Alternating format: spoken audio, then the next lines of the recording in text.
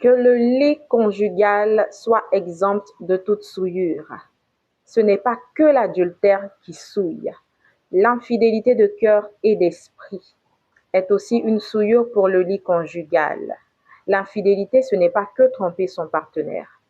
Mais dès le moment où tu as commencé à manquer à tes valeurs, à manquer à tes engagements, à manquer à vos principes établis, à manquer à toi-même, à mentir, tu es alors infidèle. Et si tu es infidèle envers toi-même, tu le seras bien sûr envers ton partenaire.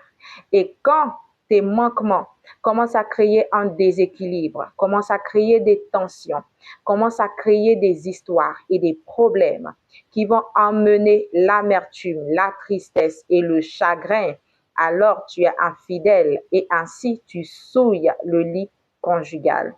Alors faites très attention, très cher, car un homme ou une femme avec qui tu couches et qui a le cœur ou l'esprit chargé contre toi, sans même le vouloir, te combat et t'envoie de mauvaises ondes. Que le lit conjugal soit exempt de toute souillure. Très cher, appliquons-nous à la fidélité et ce, bien sûr, dans tous les sens. J'ai parlé à un homme et à une femme comblés. Bye. Vous savez, quelqu'un qui a commencé à être infidèle dans le mariage a commencé à l'être bien avant en réalité. Quelqu'un qui est infidèle dans le mariage a commencé à l'être bien avant même d'entrer dans le mariage. Oui, oui, c'est pas quelque chose qui est nouveau, c'est pas maintenant qu'il le crée. Non, il l'avait dans le sein.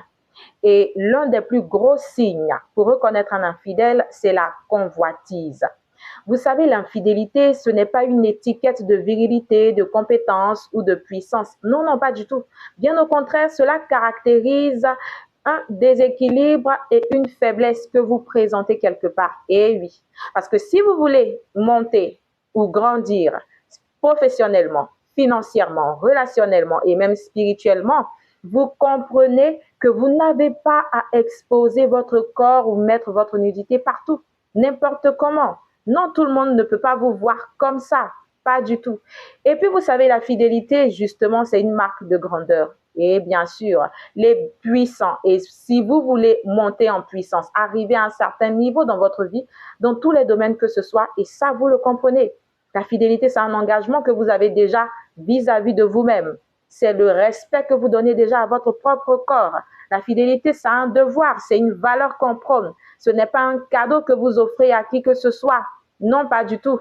Et vous voulez traiter l'infidélité, ce n'est pas faire des histoires, ce n'est pas taper son corps, ce n'est pas confisquer le téléphone ou je ne sais pas, ou toutes sortes de privations physiques. Non. Commencez par traiter déjà la mentalité de cette personne. C'est changer sa mentalité. C'est travailler et traiter son esprit impudique. C'est changer son système de pensée. Et je vous assure, un esprit qui est positif, qui a des pensées saines et fidèles, et bien sûr, le corps suivra tout simplement. Tout simplement. Alors, il y a ces petits signes-là en début de relation qui nous montrent forcément qui est-ce qu'on pourrait avoir demain, qui nous montre cette personne qu'on a en face de nous, ce que ça pourra devenir avec elle demain, dans quelques années ou plus tard. Mais très souvent, on n'y prête pas attention parce que voilà, ouf, bon, on est aveuglé par l'amour et tout. Alors, s'il vous plaît, à partir d'aujourd'hui, sortez un peu de cet aveuglement, l'amour qui rend aveugle là. Soyez un peu lucide et apprenez à regarder, à être attentif sur les petits signes, sur tout ce que vous avez ou que vous voyez comme détail dans la relation et surtout quand elle est à ses débuts. Et bien sûr, en l'être humain, l'homme qui est là, vous savez très cher, il n'y a rien qui est nouveau, il n'y a rien qui est inventé en nous. Non, pas du tout. Tout est déjà là.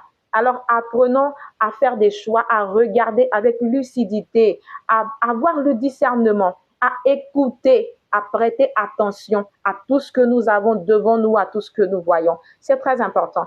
Et surtout, prenez bien soin de vous. Aimez-vous aussi, c'est très important. Ça commence par là également. Soyez comblés, très chers.